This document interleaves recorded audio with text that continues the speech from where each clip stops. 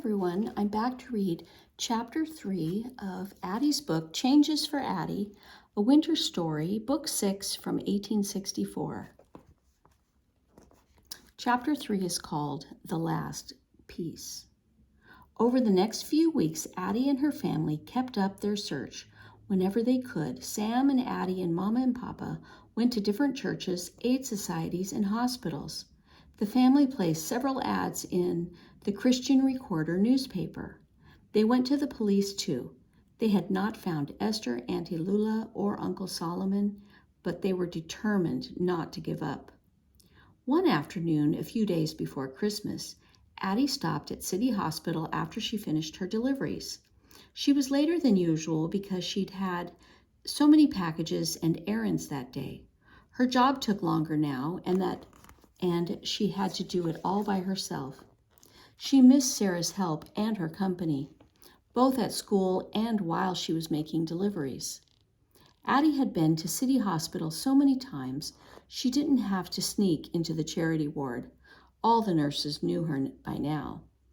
When Addy stopped at the front desk, the nurse there exclaimed, "Here you are again." "Yes, ma'am," said Addy.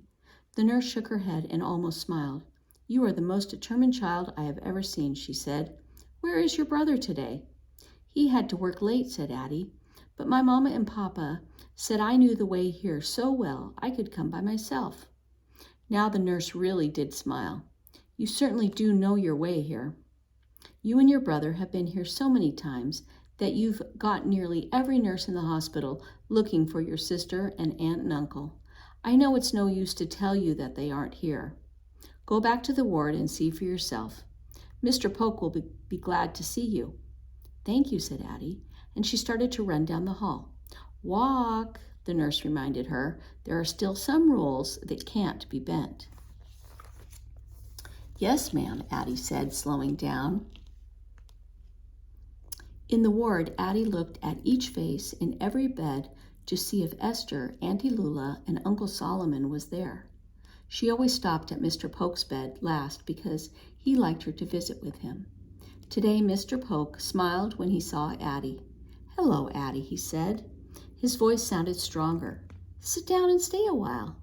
Even though Addy wanted to hurry off to a nearby church to see if there was word about Esther, Lula, and Solomon, she took a seat next to Mr. Polk's bed. "You seem better today," she said to the old man. Mr. Polk nodded. "I am," he said. "The nurses and doctors helped me get better, and you helped me too." "But I didn't do anything," Addy said.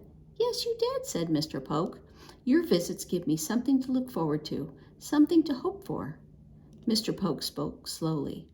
"Hope is a powerful thing, Addy. It's the greatest gift that you can give to somebody, or give yourself. It can see you through the worst of times." Addy thought about her own hope of having her own family all together. With each passing day, her hope had grown smaller. It was now like a tiny flame.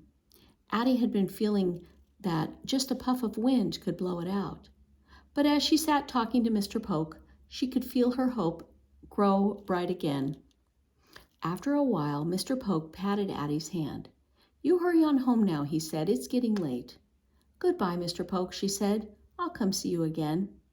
The sky was darkening as Addy left the hospital. She'd stayed with Mr. Polk longer than she'd realized. Addy made her hands into fists inside her mittens to keep her fingers warm and walked as quickly as she could. She knew she should be getting home, but tonight she felt hopeful enough to search some more for Esther, Lula, and Solomon. First she went to the church that was near the hospital, but the church was dark inside except for a cluster of candles burning near the altar, looking like stars in a night sky. As Addy left the church, its bells began to ring. The hours. They rang 6 times. Addy knew Mrs. Golden was putting on hot supper on the table right now, and Mama and Papa would be worried about her.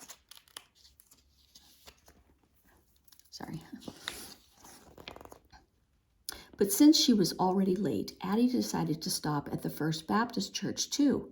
It was on her way home, and if she stopped there tonight, she and Sam would not have to visit it tomorrow. She leaned into the wind and hurried along. The sidewalk was slippery with ice, so Addy had to slow down as she approached the church. Ahead of her, in the winter twilight, she saw the shadowy shape of a woman. The woman was starting to climb down the church steps. She moved slowly, as if every step were a struggle. As Addy drew closer, she saw that the woman was bent over protectively helping a small child climb down the steps. Light from inside the church spilled out onto the steps and lit the woman's face, and then the child's face too. Addy froze. Her heart was pounding the way it had pounded the night she and Mama escaped to freedom. On that night, she had pressed the memory of her sister into her mind, her big dark eyes, her round face. Addy thought maybe it was hope that made her think the face she was seeing now was Esther's.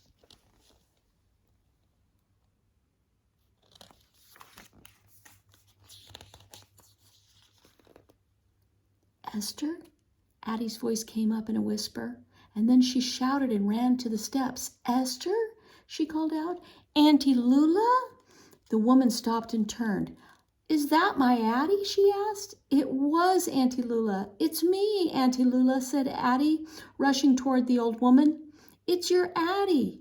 Addy threw her arms around Auntie Lula and Esther. They were both so small and thin. Addie's arms went almost all the way around them. She held onto them tightly, tears running down her face.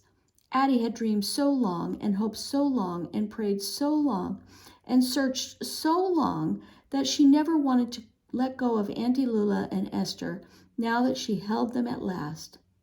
Auntie Lula pulled back. She studied Addie's face. My Addy, she murmured. Then she turned and bent towards Esther. Look at there, Esther, she said. This is your sister. Remember how me and Uncle Solomon always told you about her? Esther nodded. She looked at Addy with her big, bright eyes. What's your sister's name? Auntie Lula asked Esther. Esther hid her face in Auntie Lula's dress and then looked up at Addy and said shyly, her name Addy. Addy smiled down at Esther. Her voice was trembling when she said, Auntie Lula, we've been looking for you for so long. I can't believe you're here at last. Where's Uncle Solomon? I'll explain about Solomon in good time, said Auntie Lula. But now it's time to get Esther and me home. As Addy, Auntie Lula, and Esther came up the steps of the boarding house, the front door swung open. Mama and Papa and Sam stood in the doorway looking worried, but as soon as they saw Auntie Lula and Esther, the concern melted from their faces. They rushed forward and hugged Auntie Lula so tightly she disappeared into their arms. Everyone was crying, including Esther. Mama reached down to pick her up. She kissed Esther over and over and over. My baby, Mama cried. Lula, you brung me back my precious baby. You done got so big, Esther. Esther stopped crying, but she reached out her arms for Auntie Lula. Addy looked at her mother's face and thought Mama was going to cry again, not out of joy, but because her own baby didn't know her. Auntie Lula took Esther into her arms. Look-a here, Esther, she said. This here your Mama and Papa and brother and sister. But Esther turned away and hid her face in Lula's chest. She'll come round in time, Auntie Lula said softly. She's tired. You must be tired too from your journey, Papa said. Come and sit by the fire in the parlor. And when they were all seated before the fire, Sam asked gently, Auntie Lula, where's Uncle Solomon? Auntie Lula let out a deep sigh. Solomon made it as far as he could, she said. He died at the last freedmen's camp we stayed in. We buried him there. Addie's eyes filled with tears. For a long time, no one spoke. Then Auntie Lula went on. Solomon and me had a time of it. You hear? We had a time. The plantation turned into nothing but a dry patch of dirt. and even before the war was over, everybody knew the North was going to win. Seemed like word of it was blowing in the wind. Slaves was running off every day from Master Stevens and crossed the way from Master Gifford. So many was leaving they couldn't catch them all.